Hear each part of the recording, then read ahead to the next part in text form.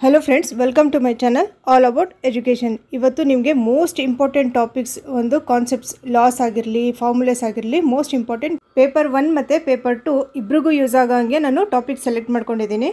ನೋಡಿ ಇದೆಲ್ಲ important formulas ಇದು।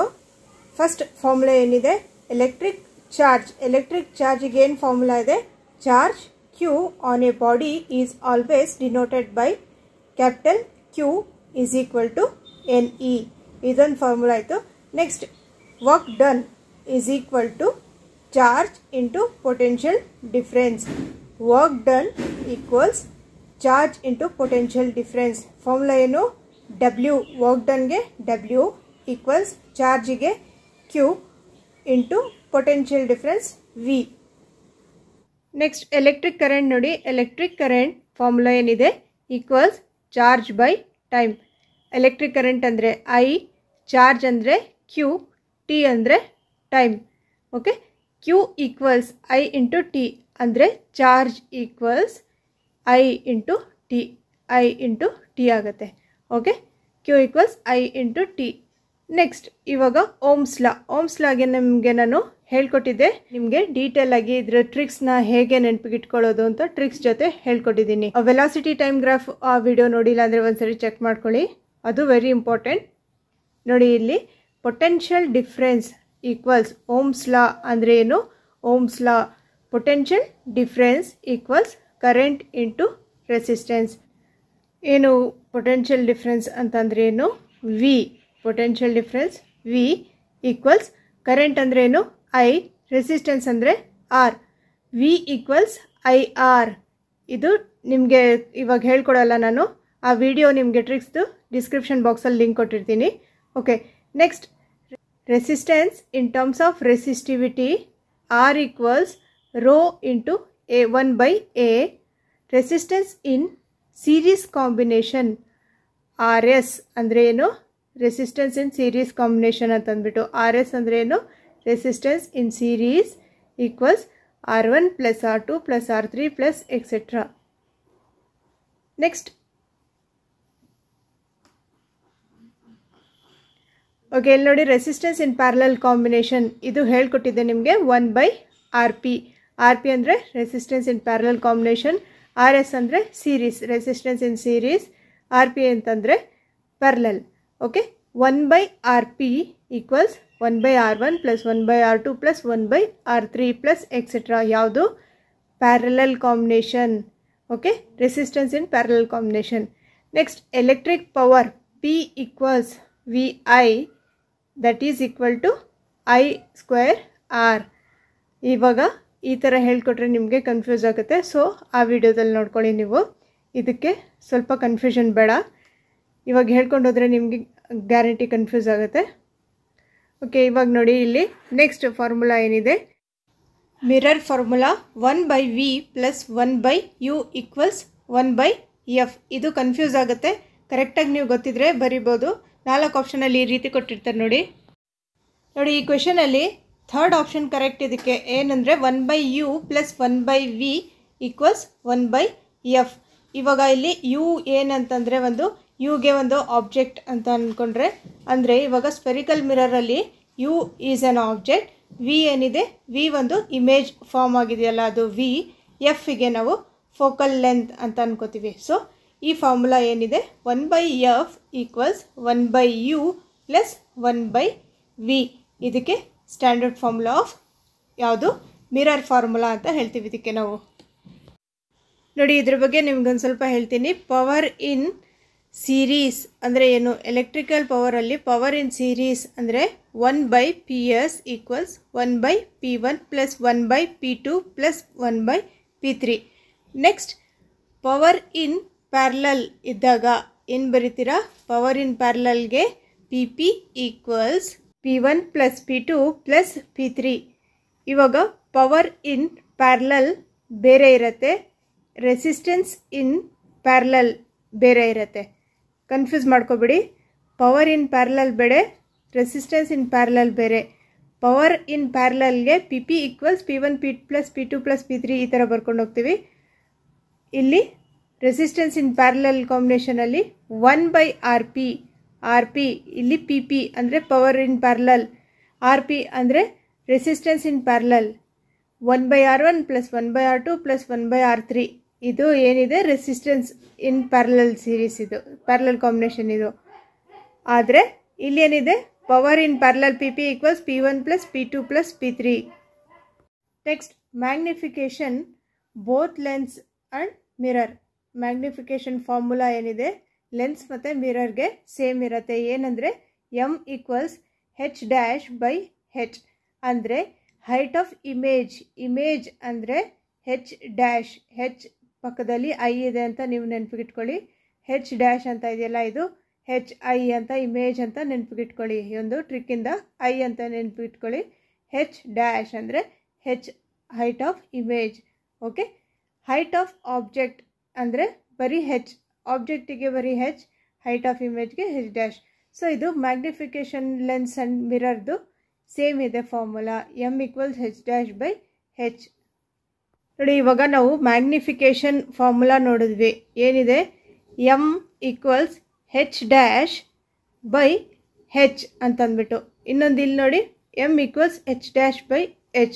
ಇದೆರಡು ಫಾರ್ಮುಲಾ ಏನಿದೆ ಇಷ್ಟು ಮಿರರ್ ಮತ್ತು ಲೆನ್ಸಿಗೆ ಎರಡಕ್ಕೂ ಸೇಮ್ ಇರುತ್ತೆ. ಮಿರರ್ಗೆ ಮತ್ತು ಲೆನ್ಸಿಗೆ ಎರಡಕ್ಕೂ ಸೇಮ್ ಇರುತ್ತೆ. ಏನು M equals H'/H, M equals H'/H. Mirror ಮತ್ತು ಲೆನ್ಸಿಗೆ ಎರಡಕ್ಕೂ ಇಷ್ಟು ಮ್ಯಾಗ್ನಿಫಿಕೇಷನ್ ಇಷ್ಟು ಫಾರ್ಮುಲಾ ಕರೆಕ್ಟಾಗಿರುತ್ತೆ. ಆದರೆ ಇವಾಗ ನಮಗೆ ಏನಿದೆ magnification related to object distance U and image distance V. ಮಿರರಲ್ಲಿ ಏನಿರುತ್ತೆ -V/U ಇರುತ್ತೆ, -V/U ಮಿರರಲ್ಲಿ. ಆದರೆ ಲೆನ್ಸಲ್ಲಿ ಏನಿರುತ್ತೆ V/U. V/U ಯಾವುದ್ರಲ್ಲಿರುತ್ತೆ ಲೆನ್ಸಲ್ಲಿ. Okay, magnification related to object distance U and image distance V ಯಾವುದರಲ್ಲಿ ಲೆನ್ಸಲ್ಲಿ ಏನಿರುತ್ತೆ M equals H'/H equals V/U ಅಷ್ಟು ಮಾತ್ರ ಇರುತ್ತೆ. V/U ಯಾವುದರಲ್ಲಿ ಲೆನ್ಸಲ್ಲಿ. ನೆಕ್ಸ್ಟ್ ಇದು ನೋಡಿ ಲೆನ್ಸ್ ಫಾರ್ಮುಲಾ. ಆವಾಗಲೇ ನಿಮಗೆ ಮಿರರ್ ಫಾರ್ಮುಲಾ ಹೇಳ್ಕೊಟ್ಟೆ. ಇವಾಗ ಲೆನ್ಸ್ ಫಾರ್ಮುಲಾ ಏನಿದೆ ನೋಡಿ. ಲೆನ್ಸ್ ಫಾರ್ಮುಲಾಗೆ 1/F equals 1/V minus 1/U. 1/F equals 1/V minus 1/U. ಆದರೆ ಮಿರರ್ ಫಾರ್ಮುಲಾ ಏನಿತ್ತು ನಿಮಗೆ 1/F equals 1/V plus 1/U ಇತ್ತು. ಮಿರರ್ ಫಾರ್ಮುಲಾದಲ್ಲಿ ಪ್ಲಸ್ ಇದೆ, ಲೆನ್ಸ್ ಫಾರ್ಮುಲಾದಲ್ಲಿ ಮೈನಸ್ ಇದೆ. 1/F equals 1/V minus 1/U. Next power of lens formula ಏನಿದೆ P equals 1/F. P equals 1/F power of lens. Next radius of curvature formula ಏನು R equals 2F.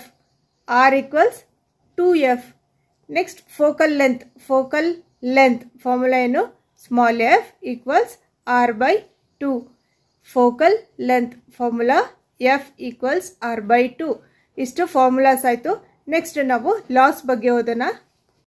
Next important laws ಯಾವುದು ಅಂದರೆ first law of conservation of mass. The law of conservation mass ಏನು ಹೇಳುತ್ತೆ ಅಂದರೆ that mass can neither be created nor be destroyed in a chemical reaction. Okay, next Ohm's law ಅಲ್ಲಿ ಏನಿರುತ್ತೆ ಅಂದರೆ at constant temperature the potential difference across the ends of a conductor is directly proportional to the current flowing through a conductor. V ಅಂದರೆ ಏನಿಲ್ಲಿ potential difference is ಏನಿರುತ್ತೆ directly. Potential difference across the ends of a conductor is directly ಅಂದರೆ potential difference V is directly proportional to ಏನಕ್ಕೆ directly proportional to the current flowing through a conductor. Current flowing through a conductor IR ಏನಿದೆ V equals IR. Ohm's ಲಾಗೆ formula ಏನಿದೆ V equals IR. Next Joule's law of heating. ಇವಾಗ ಇದು formula ನೋಡ್ಕೊಳ್ಳಿ. First heat produced H equals I² RT. I ಅಂದರೆ ಏನಿಲ್ಲಿ current, R ಅಂದರೆ ಏನು, ಇಲ್ಲಿ ರೆಸಿಸ್ಟರ್, ಟಿ ಅಂದರೆ ಟೈಮ್. ಓಕೆ, ಇಷ್ಟು ನೆನಪಿಗಿರಲಿ. First heat produced, heat produced ಏನಿದೆ ಹೆಚ್ ಈಸ್ ಈಕ್ವಲ್ಸ್ ಅಂದರೆ ಇಲ್ಲಿ directly proportional to, H is directly proportional to I square ಅಂದರೆ current R T. Okay, Joule's law ಏನಿದೆ, the heat produced in a resistor is directly proportional to the square of heat produced in a resistor. Heat produced in a resistor is directly proportional to equals to the square of current. Square of current andre I square for a given resistance and directly proportional to resistance for a given current and to the time. Okay, RT, for which the current flows through the resistor RT. Okay, ಇವಾಗ ಈ definition ಹೇಗಿದೆಯೋ ಹಾಗೆ ನೀವು ಓದ್ಕೋಬೇಕು. ಏನಕ್ಕಂದರೆ ಈ ಲಾ ಹೇಗಿದೆಯೋ ಹಾಗೇ ಕೊಡ್ತಾರೆ ನಿಮಗೆ ಆಪ್ಷನ್ಸಲ್ಲಿ. ಇದು ಲಾ ಕೊಟ್ಬಿಟ್ಟು ಯಾವ ಲಾ ಇದು, ಜೋಲ್ಸ್ ಲಾ ಆಫ್ ಹೀಟಿಂಗು ಅಥವಾ ಓಮ್ಸ್ ಲಾನೋ ಅಥವಾ ಲಾ ಆಫ್ ಕನ್ಸರ್ವೇಷನ್ನು ಅಥವಾ ಏನು ಇದು ಯಾವ ಲಾ ಅಂತ ಕೇಳ್ತಾರೆ. ಇದು ನೆಕ್ಸ್ಟ್ ಇವಾಗ right hand thumb rule, Fleming's left hand rule ಮತ್ತು ಫ್ಲೆಮಿಂಗ್ಸ್ ರೈಟ್ ಹ್ಯಾಂಡ್ ರೂಲ್. ಇದಕ್ಕೆ ಕನ್ಫ್ಯೂಸ್ ಆಗಬಾರ್ದು, ಸ್ವಲ್ಪ ಕ್ಲೀನಾಗಿ ಅರ್ಥ ಮಾಡ್ಕೊಳ್ಳಿ. ರೈಟ್ ಹ್ಯಾಂಡ್ ಥಂಬ್ ರೂಲ್ ಏನಿರುತ್ತೆ, a current carrying conductor is imagined to held in a right hand such that the thumb points the electric current, then the other encircled fingers show the direction of magnetic field. ಇವಾಗ ನಿಮಗೆ ಈ definition ನೆನಪಿಗಿರಬೇಕು. ಏನಕ್ಕೆ ಅಂದರೆ ನಿಮಗೆ 4 ಆಪ್ಷನಲ್ಲಿ definitions ಕೇಳ್ತಾರೆ. So ಇದು definitions loss ನಿಮಗೆ ಈ ಹೇಗಿದೆಯೋ ಹಾಗೆ ನೆನಪಿಗಿದ್ರೆ ಸಾಕು. Okay, next Fleming's left hand rule, ಅದಕ್ಕೆ ಮೋಟರ್ ರೂಲ್ ಅಂತ ಹೇಳ್ತೀವಿ. ಸೊ ಮೋಟಾರ್ ರೂಲ್ ನೀವು ಡೈನಮೋ ರೂಲಲ್ಲಿ ಕನ್ಫ್ಯೂಸ್ ಮಾಡ್ಕೊಬಾರ್ದು. ನಾನು ಯಾವತ್ತು ಮೋಟಾರ್ ರೂಲ್ ಏನಿದೆ ಲೆಫ್ಟ್ ಹ್ಯಾಂಡಲ್ಲೇ ಆನ್ ಮಾಡ್ತೀನಿ.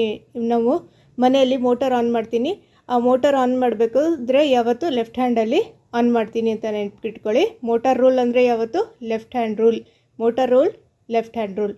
Okay, the first 3 fingers of the left hand are arranged mutually perpendicular to each other. If the 4 fingers indicates the direction of the magnetic field, the middle finger indicates the direction of the electric current, then the thumb will point in the direction of motion of the conductor. Okay, idu Fleming's left hand rule ಆಯಿತು. ನೋಡಿ ಇಲ್ಲಿ Fleming's left hand ರೂಲಲ್ಲಿ ಏನಿರುತ್ತೆ, the first 3 fingers of the left hand are arranged mutually perpendicular to each other. If the 4th finger indicates the direction of the magnetic field, the middle finger indicates the direction of the electric current, then the thumb will point in the direction of motion of the conductor. Next, Fleming's right hand rule ಅಥವಾ dynamo rule ಅಂದರೆ ಏನು, the first 3 fingers of a right hand are arranged mutually perpendicular to each other. If the 4th finger indicates the direction of the magnetic field, the thumb indicates the direction of motion of the conductor, then the middle finger will indicate the direction of the induced current. Next, Dobereiner's law of triads. The elements are arranged in the increasing order of their atomic masses in a group of 3 elements. The atomic mass of the middle element is the arithmetic mean of other 2 elements. ಇವಾಗ ನಿಮಗೆ ಡಾಬರಿನರ್ಸ್ law of triads ಅಂತ ಒಂದು ಕೊಟ್ಬಿಟ್ಟು ಹೆಡ್ಡಿಂಗಲ್ಲಿ ನಿಮಗೆ 4 ಆಪ್ಷನಲ್ಲಿ ಈ definition ಕೊಡ್ಬೋದು, ಅಥವಾ ಈ ಡೆಫಿನೇಷನ್ ಕೊಟ್ಬಿಟ್ಟು ಯಾವ ಲಾ ಇದು ಅಂತ ಕೇಳ್ತಾರೆ. ಸೊ ಡಾಬರಿನರ್ಸ್ ಲಾ ಆಫ್ ಟ್ರಯಾಡ್ಸ್ ಏನಿರುತ್ತೆ ಅಂದರೆ, the elements are arranged in the increasing order of their atomic masses in a group of 3 elements. The atomic mass of the middle element is the arithmetic mean of the other 2 elements. Next, Newland's law of octaves. The elements are arranged in the increasing order of their atomic masses. Every 8th element is a periodic function of the first element. Every eight element ಅಂತ ನಿಮಗೆ hint ಸಿಗುತ್ತೆ ನೋಡಿ. ಅದರಲ್ಲಿ every ಏತ್ element ಅಂತ ಬಂದಾಗ ಅದು ಏನಿದೆ, ಅದೊಂದು ನ್ಯೂಲ್ಯಾಂಡ್ಸ್ ಲಾ ಆಫ್ ಆಕ್ಟೇವ್ಸ್ ಅಂತ ನೆನಪಿಟ್ಕೊಳ್ಳಿ. ನೆಕ್ಸ್ಟ್ ಮೆಂಡೆಲಿಯವ್ಸ್ ಪೀರಿಯಾಡಿಕ್ ಲಾ ಅಲ್ಲಿ ಏನಿರುತ್ತೆ, the properties of elements are the periodic functions of their atomic masses. ಇವಾಗ ಮೆಂಡೆಲಿಯವ್ಸ್ ಮತ್ತು ಮಾಡರ್ನ್ ಪೀರಿಯಾಡಿಕ್ ಲಾ ಮತ್ತು ಮೆಂಡೆಲಿಯವ್ಸ್ ಪೀರಿಯಾಡಿಕ್ ಲಾ ಅಲ್ಲಿ ಏನು ಡಿಫ್ರೆನ್ಸ್ ಅಂತಂದರೆ, ಇದೆರಡರಲ್ಲಿ ಏನಿದೆ ಅಂತಂದರೆ, ಇಲ್ಲಿ ಮೆಂಡೆಲಿಯವ್ಸ್ ಪೀರಿಯಾಡಿಕ್ ಟೇಬಲಲ್ಲಿ ಏನಿರುತ್ತೆ ಅಟಾಮಿಕ್ ಮಾಸಸ್ ಅಂತ ಇರುತ್ತೆ, ಆದರೆ ಮಾಡರ್ನ್ ಪೀರಿಯಾಡಿಕ್ ಟೇಬಲಲ್ಲಿ ಅಟಾಮಿಕ್ ನಂಬರ್ಸ್ ಅಂತ ಇರುತ್ತೆ. ಅಷ್ಟೇ ಡಿಫ್ರೆನ್ಸ್ ಇದರಲ್ಲಿ. Okay, next laws of reflection of light. First law, the angle of incidence is equal to the angle of reflection. First law ಏನಿದೆ, the angle of incidence is equal to the angle of reflection. ಇದು 2020 paper 2 ಅಲ್ಲಿ ಕೇಳಿದರು. Second law ಏನಿದೆ, the incident ray the normal to the mirror at the point of incidence and the reflected ray all lie in the same plane. Incident ray, the normal ಮತ್ತು at the point of incidence and reflected ray, incident ray ಮತ್ತು normal all lie in the same plane. ಇದು second law of reflection. Okay, next laws of refraction of light. First law ಏನಿದೆ, the incident ray, the refracted ray and the normal to the interface of two transparent media at the point of incidence all lie in the same plane. First law ಏನಿದೆ, all lie in the same plane ಅಂತ ಬರುತ್ತೆ. ಯಾರ್ಯಾರು, the incident ray, the refracted ray and the normal to the interface of two transparent media at the point of incidence all lie in the same plane. Okay, second law ನೋಡಿ, the ratio of sine of angle of incidence to the sine of angle of refraction is a constant. ಇವಾಗ sine I by sine R equals constant ಅಂತ ಇದೆಯಲ್ಲ, ಇದು second law. Sine I by sine R equals constant. ಇದರಲ್ಲಿ ಏನಾಗುತ್ತೆ ಅಂತಂದರೆ, the light of given colour for the given pair of media. This is also known as Snell's law of refraction. ಯಾವುದು, second law of refraction is also known as Snell's law of refraction. Okay, next Faraday's law. The rate at which the magnetic flux linked with a coil change produces the induced EMF or current. More the rate, more the current, and vice versa. More the rate, more the current. Next 10% law. ನಿಮಗೆ ಯಾವುದಾದ್ರು important ಇದೆಯೋ ಎಲ್ಲ loss ನಾನಿಲ್ಲಿ cover ಮಾಡಿದ್ದೀನಿ. ಅಂದರೆ ನಿಮ್ಗೆ ಸಿಲೆಬಸ್ಸಲ್ಲಿ ಏನಿದೆ ಅದೆಲ್ಲ ನಿಮಗೆ ನಾನು ಇಲ್ಲಿ ಕವರ್ ಮಾಡಿದ್ದೀನಿ. ಮ್ಯಾಕ್ಸಿಮಮ್ ಲಾಸ್ ಎಲ್ಲದನ್ನು ಬರೀ ಒಂದು ಲೆಸನ್ ಅಂತಲೇ ಅಲ್ಲ, ಬೇರೆ ಡಿಫ್ರೆಂಟ್ ಲೆಸನ್ಸಿಂದ. ಓಕೆ, ಒಂದು ಲಾಸ್ ಆಗಿರಲಿ, ಇನ್ನೊಂದು ನೆಕ್ಸ್ಟ್ ಇದೇ ರೀತಿ ವಿಡಿಯೋ ಮಾಡಬೇಕು ಇಲ್ವೋ ಅಂತಂದ್ಬಿಟ್ಟು ನೀವು ಕಮೆಂಟ್ ಮಾಡಿ ಹೇಳಿ. ಓಕೆ, ಲಾಸ್ಟ್ ಲಾ ನೋಡಿ, 10% law. There is only 10% flow of energy from one trophic level to the next higher level. ಇದು ಪ್ರೀವಿಯಸ್ ಇಯರ್ ಕ್ವೆಶನ್ ಪೇಪರಲ್ಲಿ ಕೇಳಿದರು. 10% ಲಾ ಅಂದರೆ ಏನೋ ಒಂದು ಇದಕ್ಕೆ ರಿಲೇಟೆಡ್ ಒಂದು ಕ್ವೆಶನ್ ಕೇಳಿದರು.